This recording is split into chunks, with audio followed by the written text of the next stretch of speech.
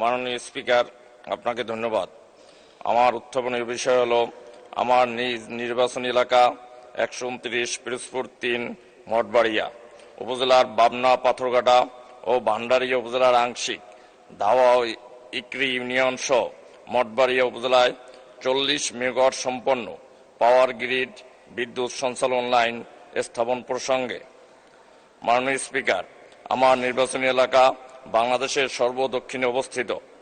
উপকূলীয় অঞ্চল হিসাবে এই উপজেলায় প্রতি বছর বন্যা, সাইক্লোন, সিডর ও আইলা সহ নানা প্রকার প্রাকৃতিক ঘূর্ণিঝড় হয়েই থাকে, যার ফলে প্রাকৃতিক ঘূর্ণিঝড়ে গাছ ডালপালা ভেঙে বিদ্যুৎ লাইন ক্ষতিগ্রস্ত হয়। ওই সময় বিদ্যুৎ আসতে দীর্ঘ সময় লাগে। তখন বিদ্যুতের লাইন সংযোগ দিতে 10-15 দিন সময় লেগে যায়। তখন বিদ্যুতের চাহিদার জন্য প্রত্যেকটি পরিবার হাহাকার করে। বিদ্যুতের অভাবে ছোট বড় মাঝারি শিল্প কারখানা তখন উৎপাদনের ক্ষমতা হ্রাস পায়।